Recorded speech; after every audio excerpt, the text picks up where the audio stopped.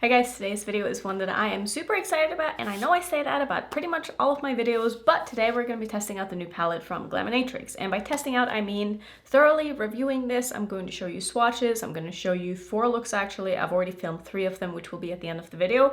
I'm going to do 1 look on camera, but I got this palette in the mail before they had shown this palette on their Instagram, and when I opened it, I didn't know what to expect because they'd shown the outside of this and I kind of assumed it would be mostly a neutral palette, but when I saw the inside of it, I don't know if surprise is the right word, but I was kind of taken aback because it's not at all what I was expecting. But the more I looked at it, the more I was like, you know what, this makes so much sense. And I think so many people are going to love this palette, and me included. I'm sad that this is the last look that I'm doing with this palette for this review because I have so many ideas and there are so many color combinations that kind of jump out to me that I want to do, but I just don't have time to like do 10 looks with this palette, even if I wanted to. So I'm gonna bring you 4. I hope that's enough. I mean, that's all you're gonna get. You don't really have a choice. You don't have a say in this. So that's what we're gonna do. I do have a code with Glaminatrix. It is Annette for 10% off. It is affiliated, and this palette is launching on the 5th. I just want to make sure I got the time right. So August 5th at 3 p.m. PST. But we are going to be, just playing with this. I'm super excited. I feel like this is a color story for someone who likes both neutrals and colors, but also if you're mostly into neutrals, you can do so many neutral looks with pops of color, and I feel like that's something that I've been really into lately. So for me, this is a palette that kind of speaks to my soul right now, and I'm very excited to do another look with this.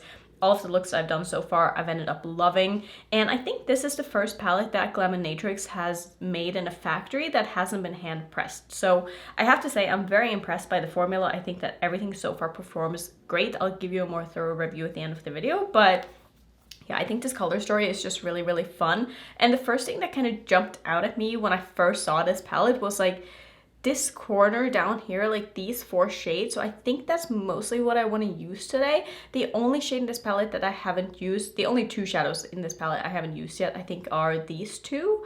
So I really want to incorporate those into a look. I don't know if I've dipped into these 2 very much, but they're like lighter than my skin tone, or pretty much my skin tone, so they're not going to show up that great. And I'm not really someone who uses mattes in my inner corner very much, unless they're like a pastel bright shade or something. So I think I mostly want to do these 2 in my crease, this one in my inner corner, and this one on my lid.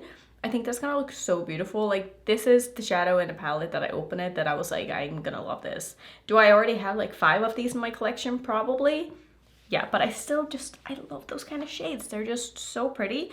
So I'm just gonna go ahead and prime my eyes with my Natasha Denona eyeshadow base, and we will get into doing a look with this. I feel like this is running out, which is sad, but I do thankfully have a backup in my backup drawer. It's one of the few products that I like having backups of, because like once I run out, and when I run out, which I know I will because it's the only eyeshadow primer that I use these days, it's nice to have one on hand and not have to like buy it again and not know how long it's going to take to ship. And like sometimes it can be hard to find it. I know some of you have asked me a few times like where I find my eyeshadow primer, and usually I get it from Natasha Denona's own website, and it's not under eyes. I think it's under like primers or something like that. I don't know. It's a little bit confusing to find that product, but if it's something you're interested in, I would say look there. And I've also seen it at Beauty Bay. I think I bought it from once, or maybe it was Look Fantastic. It was one of those 2. But I think if you just search Natasha Denona eyeshadow base, it's not eyeshadow primer, it's eyeshadow base.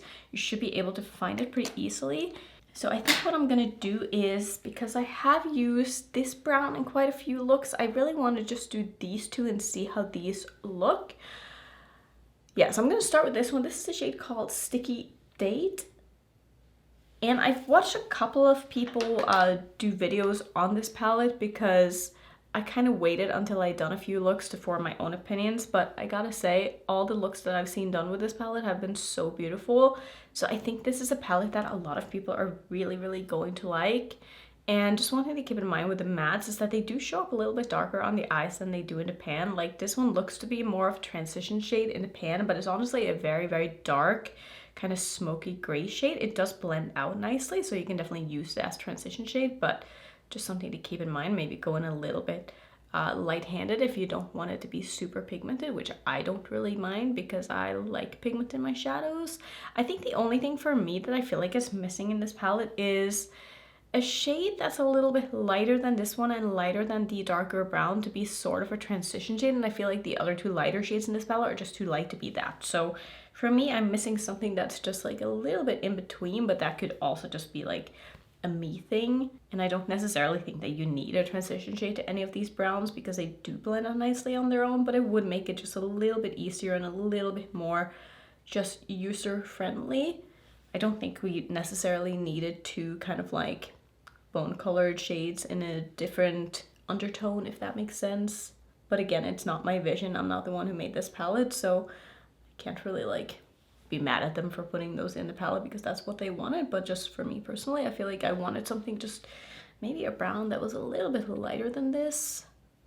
So I'm just being kind of sloppy with this right now because I just want to put down the colors and get a shape on my eye. I'm also going to take this underneath my eye, and I'm starting it kind of in the outer corner with a bit of a flat brush. I find that using these kind of brushes, this is the MAC 239.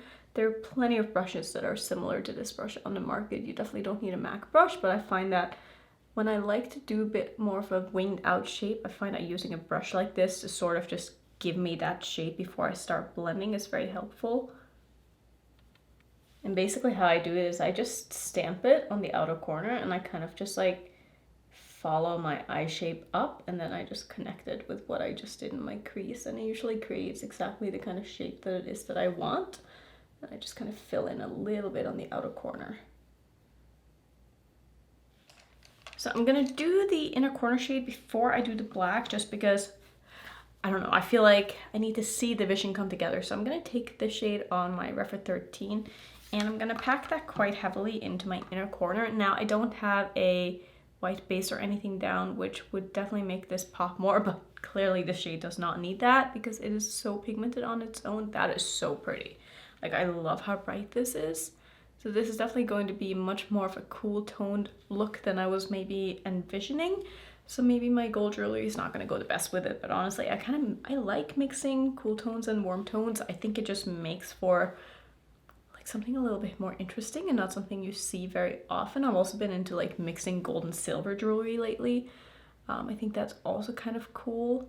And I bought some new pieces from Ana Luisa myself after I did the last sponsorship with them, and I got quite a few like silver pieces and one pair of earrings that was like a mix between silver and gold, and I thought that was really cool. So maybe it's like trending to mix metals, I'm not really sure, but I'm definitely here for it. I think it's something that you don't see nearly enough, so I'm going pretty crazy with this shade because I think it is so pretty, and I think once I get the shimmer on my lid, it's going to tone it down a little bit. So I want to make sure that I just have enough of this on that it's really going to show when my eye look is done here. That looks so fun.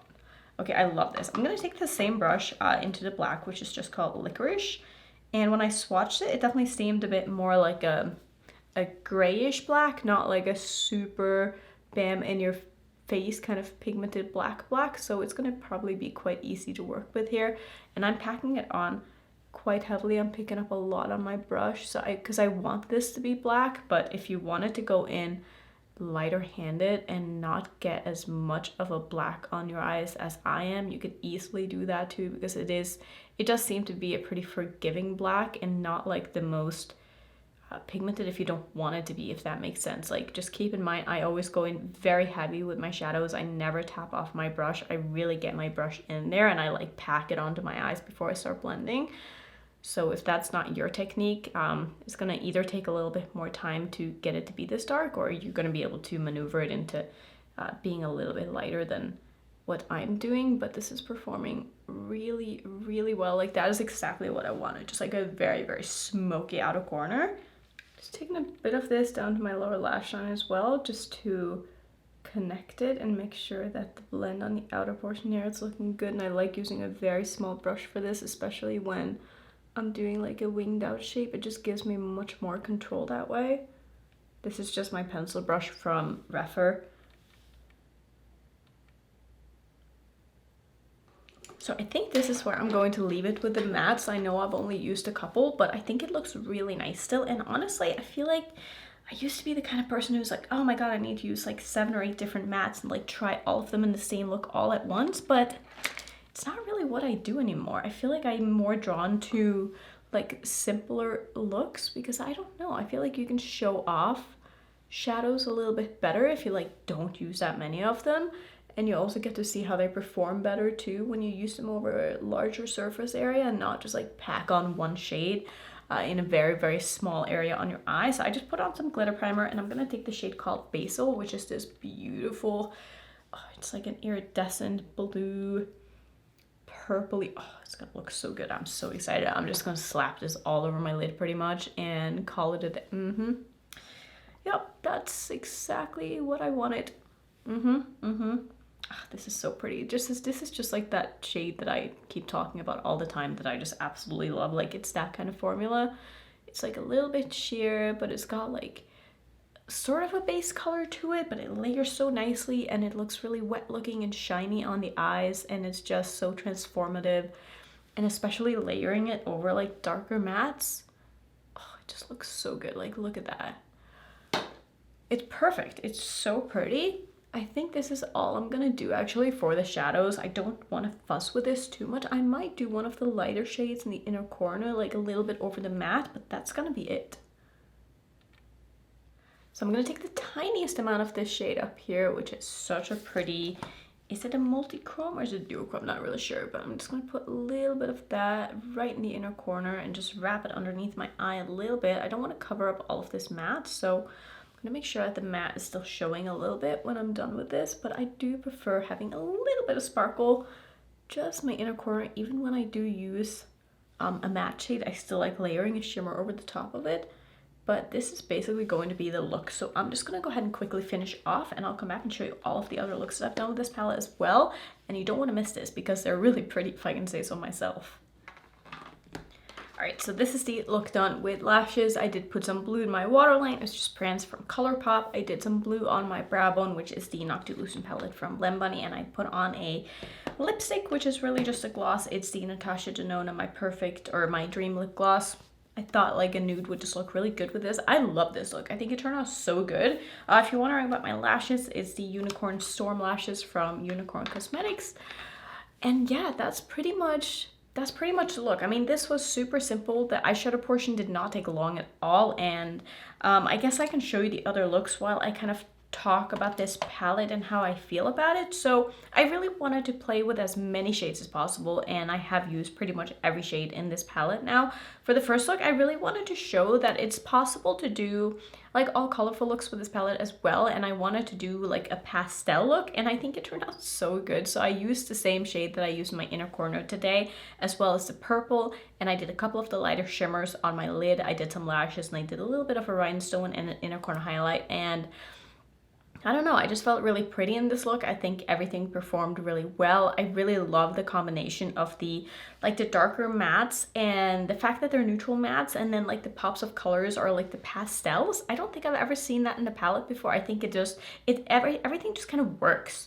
For the second look, I wanted to do more of a dramatic look, and I wanted to play with some of the greens and also the yellow. So I did the yellow in my crease, and I played with the darker brown shade to create sort of a wing shape. Turned out so good. I mean, I love the shape on my eyes, and I really wanted to pull in like sort of that turquoisey color with a colored eyeliner to sort of pull in the color story of the palette without using that shade, if that makes sense. And I think that it added a little bit of like extra oomph that the look maybe wouldn't have had otherwise, and I'm so happy with how everything performed. The shimmer on my lid is so beautiful. The two shimmers on my lid, I should say, are so beautiful, and I think that they did an amazing job curating a color story that a lot of people are going to love.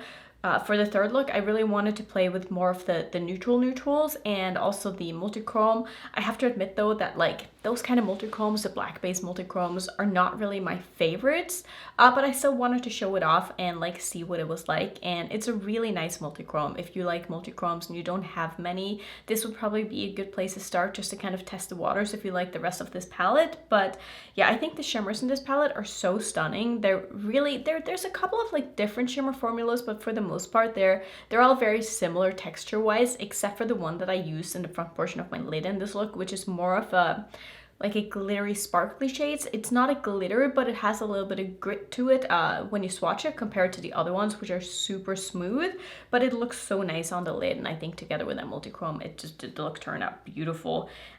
So overall, I'm so happy with this, and like I said in the beginning, I'm sad that I'm not doing more looks with this because I still feel like there are so many color combinations that I haven't explored with this, and I don't know, I'm very inspired by this. I really like the way that Glaminatrix does their neutral palettes, especially like their Nearly Natural palette is one of my favorite palettes in my collection, and I've used that one so much, and it's pretty much just a neutral palette with like a couple of, you know, pops of color, but I feel like this is sort of the same thing. And just one thing I want to mention with this palette is that it is magnetic, but these pans are a little bit smaller than your regular round pans. Is it 24mm pans they usually use? I think so, but these are definitely a little bit smaller. So if you're someone who wants these in your singles collection, or you wanted to use this palette to kind of create your own color story, you're not going to be able to do that because these pans are a little bit smaller. And the reason why they did that is because there are a lot of special shimmers in this palette, and it's a way for them to keep the price down while still being able to put special shades in palettes. So